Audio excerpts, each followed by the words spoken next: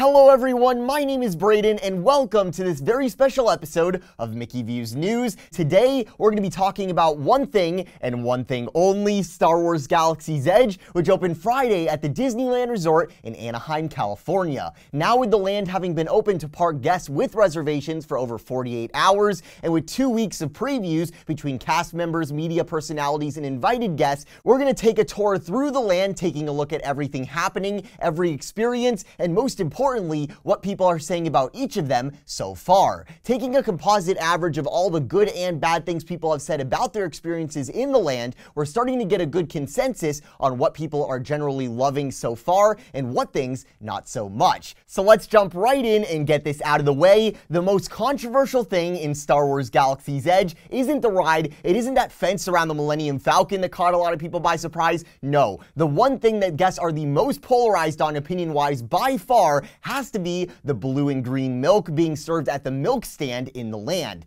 Now we're going to get to the Millennium Falcon attraction in a second because that ride is garnering some very polarized reactions as well, between the critics saying it's just an arcade game and other guests saying it's the most immersive attraction they've ever been on. Now I'm personally leaning more towards the immersive attraction side of that debate, seeing all the ride POVs and walkthroughs coming from that attraction where it just looks visually magnificent. So we're going to take a look at both sides of the argument there, but first, the blue milk. Disney made a bold choice here, making a milk stand that says on the map that it's a milk stand which in reality doesn't serve actual milk, not dairy milk at least. Disney says the blue and green beverages are a frozen plant-based blend of coconut and rice milks. Personally, as someone who isn't a big fan of dairy milk, I thought this was a very good decision by Disney because the recipe Disney went with here allows for virtually every guest on every diet having something to enjoy with this beverage. The blue milk has hints of dragon fruit, pineapple, lime, and watermelon, while the green milk has a more citrus flavor. Now, the reviews on this so far have been varying so widely on the argument of which of the two is better. Some people strongly dislike the green milk, but say that the blue milk is palatable, while others say that the blue milk isn't drinkable, but the green is. All this is to say, for an $8 frozen beverage, not the greatest reviews so far, and I think it has something to do with the fact that it is fairly clearly competing directly with the butterbeer from the Wizarding World of Harry Potter, which has foam on top. For the price, this beverage lacks any of the flourish of the other specialty drinks that we've seen come to the theme parks, like Disney's original answer to butterbeer, LeFou's Brew in New Fantasyland, which I'm personally a fan of. That one has the foam. I'm predicting it right now, by the time this milk comes to Walt Disney World, we will see some consistency changes with this beverage, as well as some taste ones, because both have been the most criticized things so far in this groundbreaking new land. Personally, I'm still excited for this beverage simply because, unlike the butterbeer and the Night Blossom frozen beverage in Pandora, these milks were made with an actual flavor in mind rather than just trying to be overly sweet. So if Disney can tweak the taste to make it stand out a bit more, I think this could evolve into a hit beverage in the future. It's just so hard right now because Galaxy's Edge is Disney's answer to the Wizarding World of Harry Potter. They are directly competing and they are being directly compared. They have direct similarities. Instead of butterbeer, you have blue milk. Instead of wands, we have lightsabers. Instead of selling Hogwarts robes in the land, we have Jedi robes being sold in the land. But once this land comes into its own and people start to look at it as its own unique creation, I do think we'll see better and better reviews and guest satisfaction in the future as it continues evolving here. For those of you still looking to give this beverage a try, first of all, the milk stand itself is so cool and so well themed with the storage containers of milk above you, but also AJ from the Disney Food blog shared a drink hack on Instagram where if you layer the green and blue milk together, it can make for the ultimate frozen milk in the galaxy. Might be something worth giving a try. Keep in mind you can also get a non-frozen version of the blue milk at Oga's Cantina, which we'll take a look at in a minute, but first we have to talk about the Millennium Falcon. Millennium Falcon Smuggler's Run, let me tell you about this ride. In my opinion, the queue isn't as visually stunning right off the bat as the Flight of Passage was, with the lab and the forest on Pandora. That was just wild, but I don't think it was ever meant to be. This attraction's queue is about setting the tone for your adventure. You're going to a hangar on Batuu, about to get on the fastest hunk of junk in the galaxy, and the most incredible thing the queue accomplishes is orienting you in a way where by the time you get to boarding the Millennium Falcon itself, you feel like you are boarding that life-size ship you walked right past as you entered the attraction. How the Imagineers do that is incredible. It works so well. It looks so well done in the walkthroughs that we've seen. Vlog Mickey pointed out that the Imagineers position the overhangs over the second floor windows looking out over the land. You'll see while you're in the queue. The way they're actually positioned is so that at eye level, it blocks the guest view of sights beyond Galaxy's Edge, like Big Thunder Mountain, really keeping you on the planet of Batuu. It's all the little details like that that really make things so immersive and so well detailed that Disney is just absolutely amazing. And then, of course, you have the inside of the Millennium Falcon as you wait to board the attraction itself, where you can take pictures with the holo chest. There's buttons that you can press that do stuff. It's hard to make a cooler pre-show than this. This is just going to be so memorable. And then you have the ride itself, which is revolutionary for a Disney park in that it is a user input dictated attraction. Mission Space couldn't do that. Most of the buttons on there don't do anything. Star Tours, Body Wars, all the Disney Park simulator attractions we've had have had a video clip, a little mini movie, and your simulator is moving in sync with that movie, so it makes it feel like you're part of the adventure. Instead, here, you are in a real-time simulated 3D environment with millions of dollars of graphics cards making it all happen in real time. We're in the cabin, every button does something, every guest behavior, either as the pilot, the flight engineer, the people firing the blasters, everyone has a role to play that actually affects the outcome of the mission, which is just so cool because not a single ride on this attraction will ever be exactly the same. And the best part of all of this is the exit experience is determinant on the outcome of the mission and the performance of the guests. I've noticed in the POVs so far, the pilots often damage the Millennium Falcon as they're coming back to Batuu, and you have all those huge rock spires that are pretty easy to hit, and you can pretty severely damage the ship. You can't destroy the Millennium Falcon because that would go against the theming in the land, given once you're back outside, the Millennium Falcon will still be there,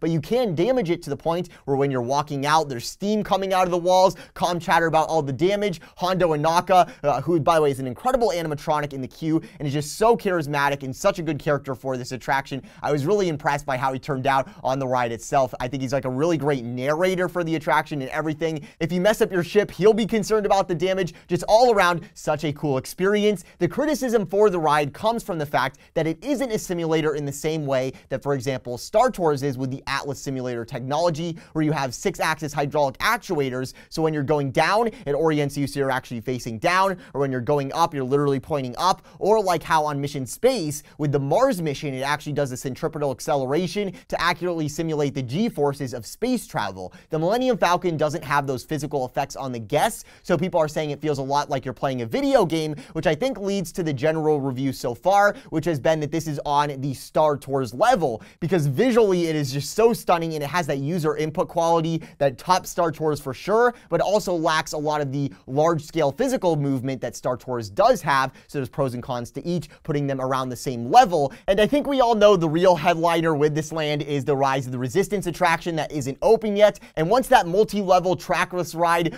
where you're going to be in a life-size Star Destroyer hangar looking at life-size AT-ATs, people will start looking at these attractions for what they really are, whereas right now with Smuggler's Run, it's the only offering ride-wise, which was never the original plan when they designed this land, which is leading to, in my opinion, some more heavy scrutiny with the Millennium Falcon attraction short term, where in the long term, I think is just going to be all around very well received, more than it already is. There's also 2 other big experiences to be had in this land besides the Smuggler's Run, 2 actual show experiences. The first you have is Savi's Workshop, where you get to build your own hand-built lightsaber. Iger said in an interview when they did the land dedication with the fireworks, which I thought was incredible, by the way, let me know what you guys thought about that. Iger says there is something like 150,000 combinations of lightsaber handle parts you can put together here. So when you're making your lightsaber, it is quite likely that you are making something that is legitimately one of a kind that has never been made before, unlike any lightsaber ever made before. The show elements, how your lightsaber comes out and then everyone lifts them up, it's just such a cool vibe. It seems that the green Kyber crystal, the elemental one, is the most popular so far. That color does look very good. I have to be honest, I think $199 is a legitimately good price in terms of the quality and appearance of the lightsaber you're getting here,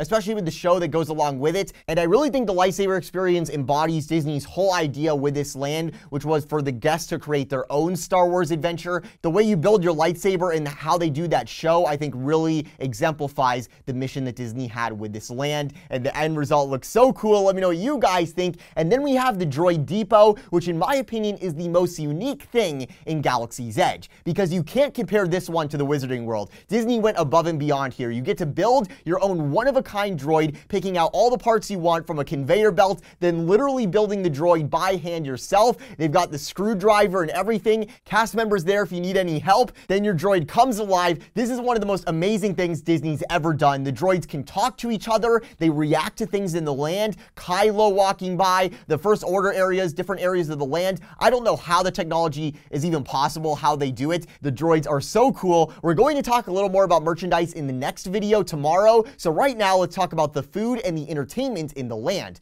Let's do entertainment first, because Kylo and his ship, not only does his ship become its own little stage area for Kylo to do his, well, Kylo things, not only does the entertainment in the land also involve the First Order stormtroopers and Kylo actually walking around interacting with guests, searching for Rey and the Resistance, another example of how you're actually part of the story itself, but also just looking at the theming Disney has done with Kylo's ship itself. I highly recommend you check out this area at night when you go, because just look how cool that ship looks when it is lit up at night. We've also got the Resistance area, which isn't fully ready yet, given the attraction there isn't there just yet.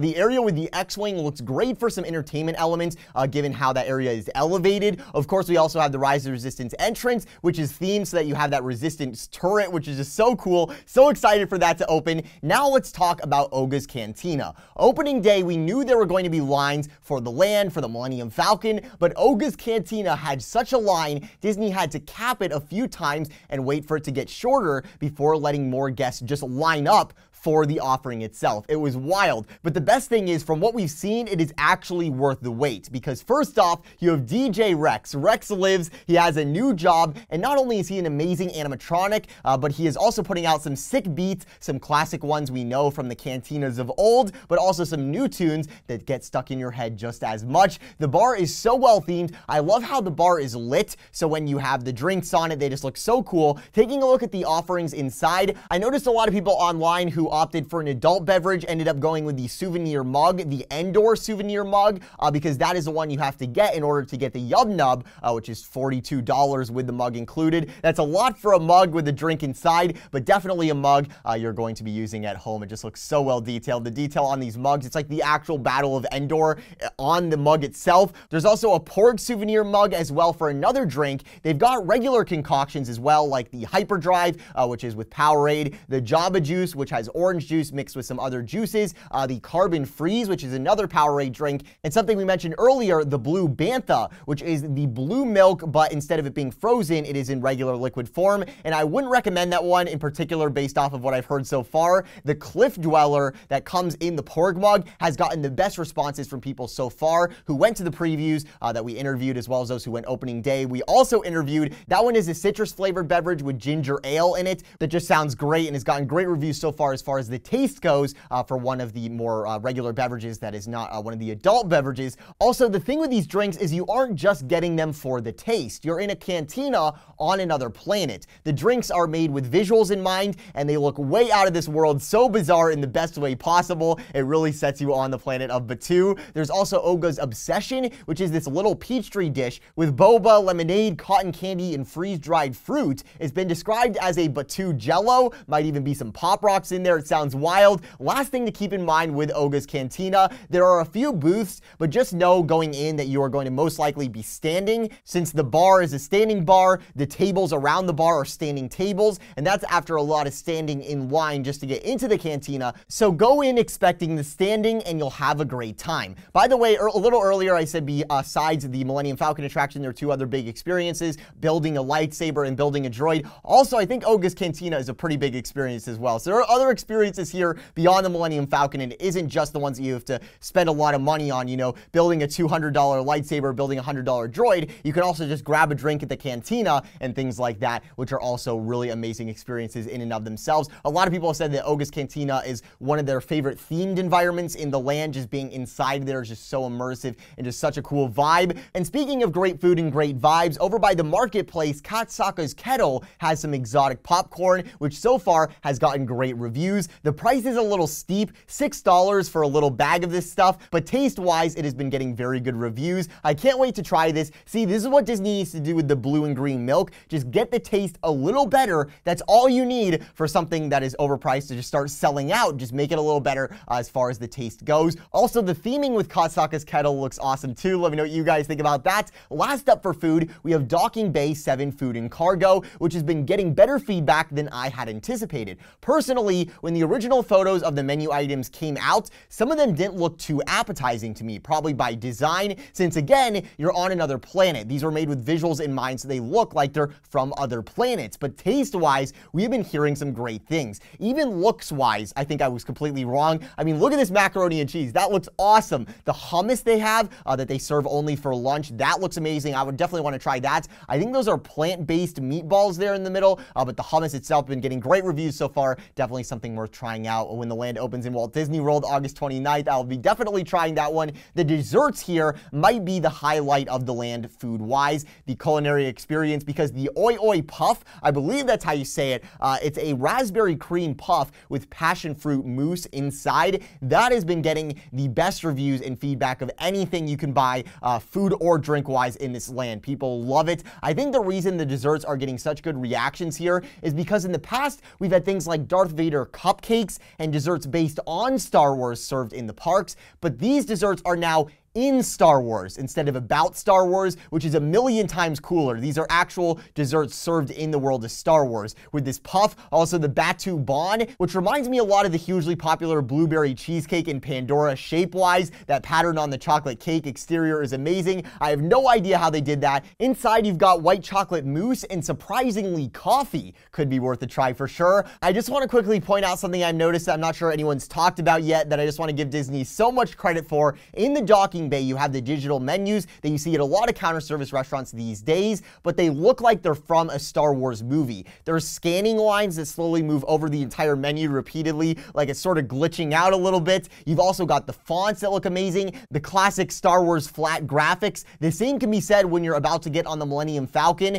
and Hondo is briefing you. The work the Imagineers did design-wise, not just physically, but also down to the smallest details like these, just how it shows you your mission, that just looks exactly how the digital menus would behave in the Star Wars universe. I think it just goes to show how far Imagineering and Disney is willing to go to get every little detail perfect, very much like I think Walt would have always wanted it. And I'm really glad they're continuing to live on that legacy and that principle that Walt had of paying attention to all the tiny details and really making those as perfect as they can be, because I really think that is what sets Disney apart from all the competition. Let me know your thoughts on everything we discussed in this look over everything happening in Star Wars Galaxy's Edge and the reviews so far. Remember, we're going to have a look tomorrow at some wild merchandise in the land, including stuff over at the edge of the outpost, over at the Resistance Supply, as well as over at the Droid Depot, the First Order cargo, everywhere in between. So be sure to subscribe with those notifications on so you don't miss any of our action-packed Star Wars Galaxy's Edge coverage. Thank you so much for watching. From the Mickey Views Magic Studio, I'm Braden Holness. Have a magical day.